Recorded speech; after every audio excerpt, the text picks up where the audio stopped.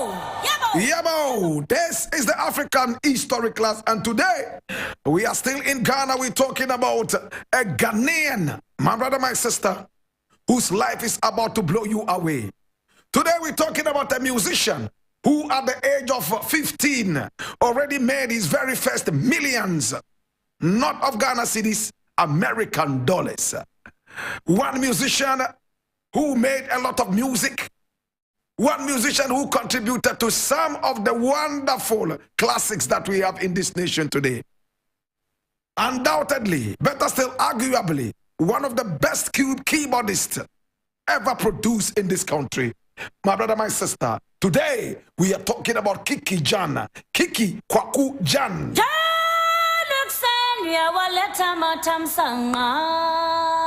Oh my God. Today we're talking about Kiki Gyan. Now Kiki is spelled K-I-K-I. Kwaku is K-W-A-R-K-O. He spelled his Kwaku differently. K-W-A-R-K-O. Gyan. G-Y-A-N. Kiki Gyan. In this class we'll simply call him Kiki Gyan.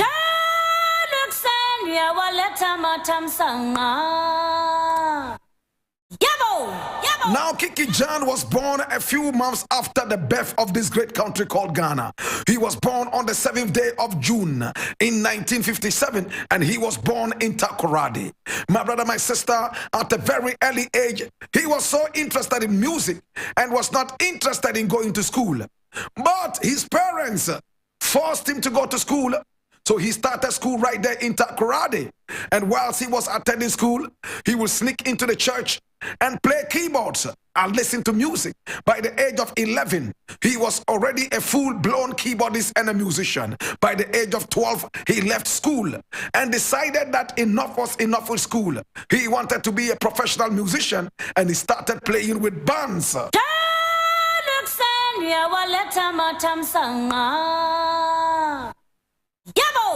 Now Kiki Gyan became a professional musician at the age of 12, and he started playing with local Ghanaian bands. From place to place, he played music.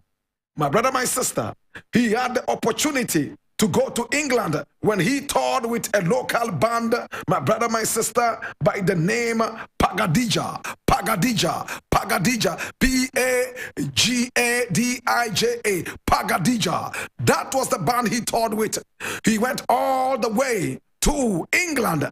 And when he arrived in England, interestingly, when he toured with this band, everybody loved him. Imagine he was only 14 when he started touring. People loved him. And it's so interesting. And today I have students right here in the African History class from the New Jerusalem Basic School from Asuchari Junction. I want to welcome you into the African History class and make sure that you find yourself some beautiful seats and you sit down there and have fun. Today we're talking about Kiki Gyan. Now Kiki Gyan was only 12 years old when he became a professional musician, playing in so many different bands around Ghana until he met with the Pagadija. Now the Pagadija band traveled with him all the way to England, and that was where they played quality highlight music. People were so interested in seeing Kiki Gyan, the youngest member of the band, hopping on the keyboard. Oh, he gave them melodies that they had never heard right there in England. Oh gosh.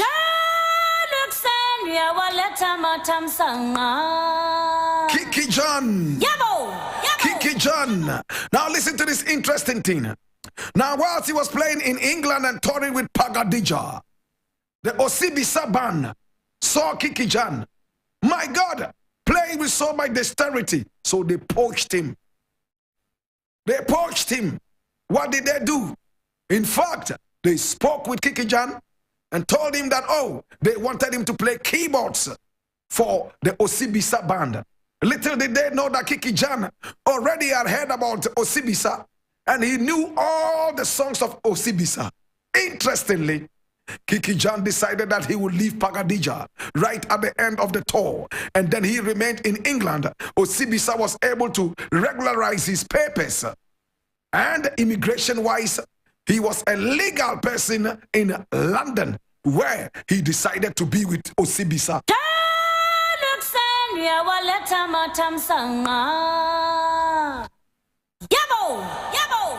Osibisa, listen to what happened on the very first day.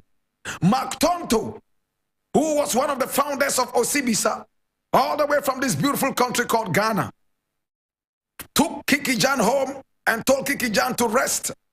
And then he gave him some records to play to himself and listen to some of the music of Osibisa. Kiki Gyan nodded his head, and when Mark Tonto left, he just went into his bed and slept the more. Mark Tonto was so disappointed when he returned home and realized that Kiki Gyan was still asleep. He asked Kiki Gyan if he had listened to the music. Kiki Gyan lied that yes, he had listened to the music. But Mark Tonto realized that he had not even taken the music out of the cases. And he told him, well, you said you've listened to the music, but look, the music has not even been taken out of the boxes. Kiki Gyan said, I know your music already. Mark Tonto was not excited, so he asked Kiki Gyan to play the songs, and he decided to mention some of the popular songs that they made, and he asked him to listen to those songs. In fact, he wanted to listen to Kiki Gyan play those songs. And this was the very first song he asked Kiki Gyan to play. Oh my God. And when Kiki Gyan went on the keyboard, Mark Tonto was shocked that he played with so much dexterity. This is 3FM. Enjoy! This is 3FM. Fire! Fire! Fire! As my face up, faded by the sun, 10,000 men stand high on the hill, and our silence as the answer still. 10,000 men cries for the kill. The fortune's fire, the wind is high, the warrior fights, the battle of God, the sky is green, Fire! Fire! death is late, the battle of God. Hosa, hosa, ho. Hosa, hosa, ho. Hosa, hosa, ho. Hosa, hosa, ho. Hosa, hosa, ho. Hosa, hosa, ho. Oh my God, Master Kiki Gyan played Osibisa's music with so much style and dexterity, and he even suggested that some other things could have been added to the keyboard playing. Now the keyboard player of Osibisa had taken a leave of the band, and Kiki Gyan took over the band at the age of 15. He was the youngest member of the group. My brother, my sister, he started touring with Osibisa, and wherever they went, all the young ladies were interested in seeing Kiki Gyan. Kiki Gyan made so much money. He made money. He started having parties. Oh my God, he made so much money, he didn't know what to do with the money. He rented his own house and was in it, away from the Osibisa. My God have mercy, this was somewhere in 1972. Kiki Gyan at that time, my brother, my sister, Lord God have mercy, was already making a huge impact. By the age of 15, he made his first $1 million. 15-year-old. He didn't know what to do with money. He started having yacht parties with beautiful ladies. Oh my God. On the ferries, he had fun and he played music. Today we're talking about the great Kiki Gyan, one of the finest musicians produced in this country.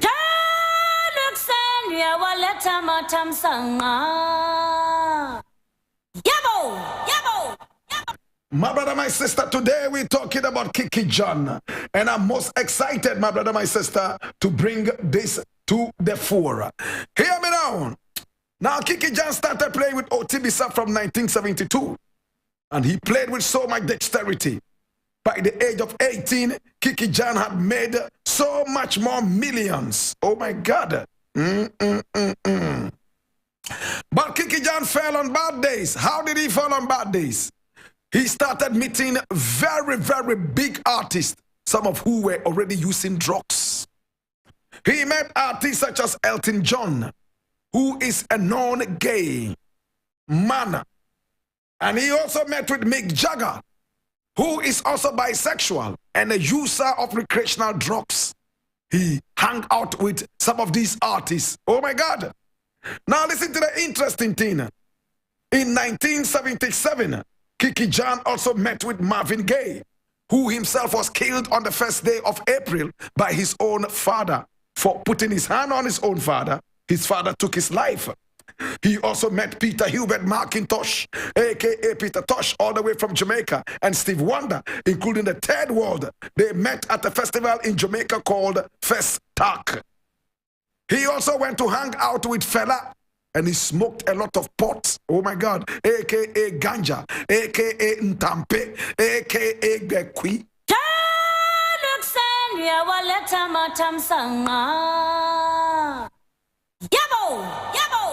Oh, in no time, Kiki Gyan was spending more time with the ladies, spending more time smoking a lot of drugs. Oh my God, all his money started dwindling. Oh, the house that he bought in London, he had to sell it out. Oh, his money started going down. And then in 1979, after spending 7 years with Osibisa, he decided that it was time for him to leave the Osibisa band. And that was what he did. My brother, my sister, he left the band.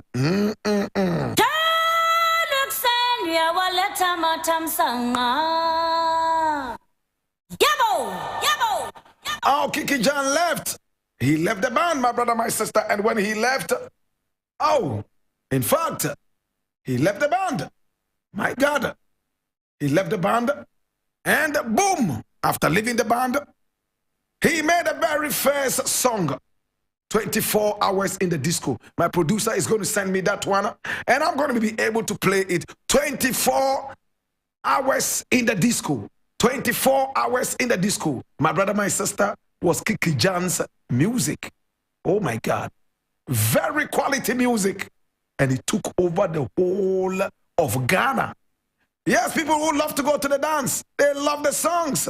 They enjoy the songs. Oh God. Kiki Gyan had become a solo artist. And as a solo artist, everybody was into Kiki Gyan. They loved the music that he played. And then he brought a new revolution. I'm going to be telling you what this revolution is. This is the African history class. And my name, Blakk Rasta.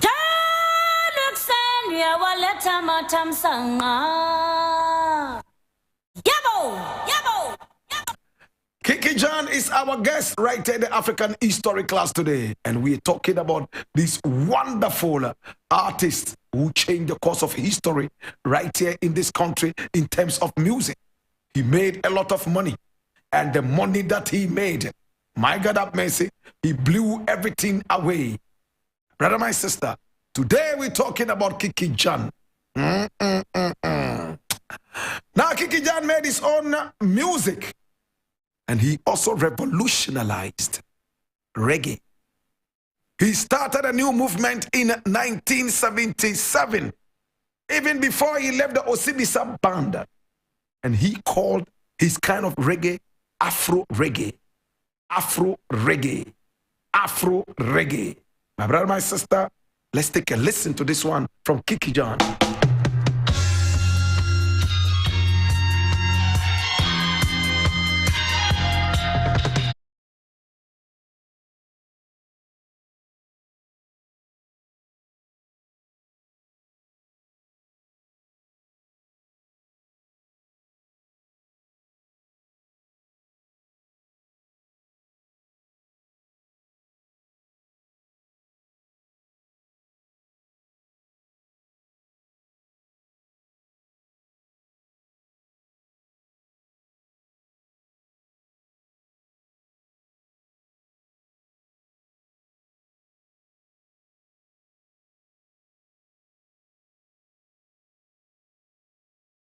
Called it Afro Reggae. He released that album in 1977. And when he left Osibisa 2 years later in 1979, oh, he was a full-blown disco dancer. This was the very first song he released when he left Osibisa. This is 3FM. This is 3FM. Fire, fire, fire.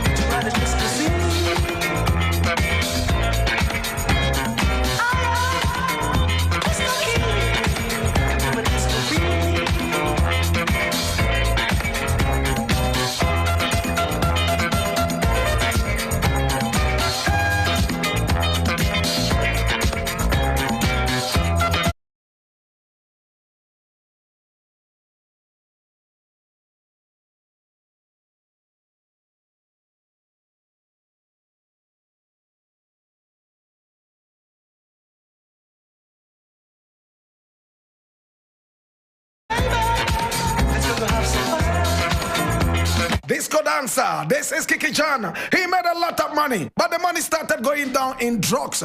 He was smoking all kinds of drugs.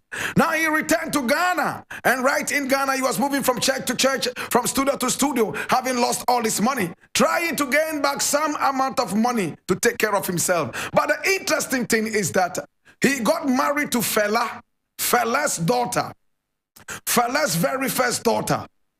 He got married, oh my God, to this lady.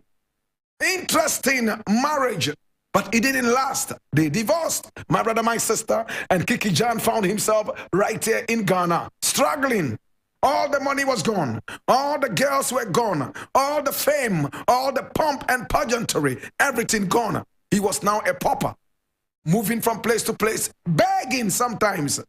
My brother, my sister, Kiki Gyan, by the age of 18, was already a big millionaire in England. By the age of 40, he was already zero. Nothing more was left apart from his music. He would go from studio to studio, trying to play music for some people, helping them play some band sessions. Kiki Gyan, my brother, my sister, oh my God, got so addicted to the drugs, he couldn't take himself out. They took him to several rehab centers, but it never worked. Kiki Gyan, my brother, my sister, died, oh my God, in a church bathroom. Remember, he was moving from one church to the other, trying to play keyboards and earn a certain livelihood. In fact, he died in the church bathroom on the toilet seat. That was how the man who was a millionaire by the age of 18 died a pauper. He left behind a daughter by name Vanessa Gyan. Today we remember you, Kiki Gyan. In fact, how did he die? He died in a church bathroom, sitting on the WC. The post-mortem report showed that he even had HIV/AIDS, and he was high on drugs at the time he died. My brother, my sister, Kiki Gyan.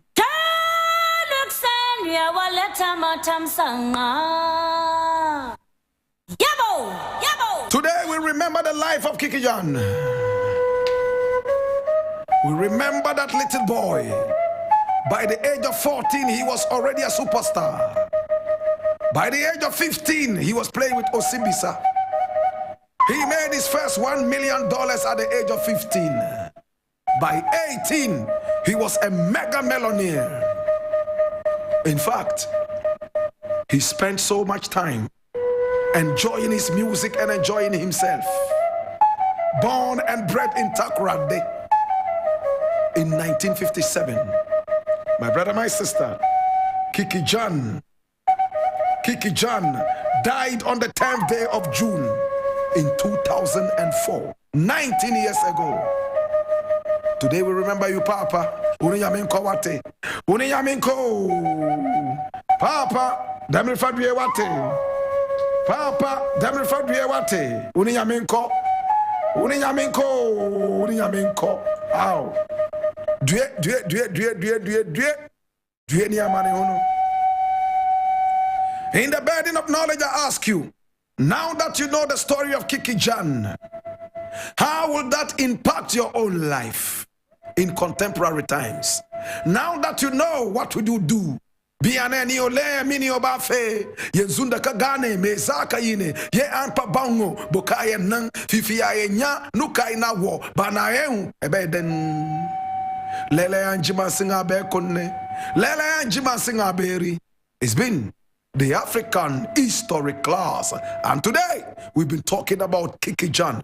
Remember, this was brought to you by the kind courtesy of Mark Bansi, retelling the African story in scented products.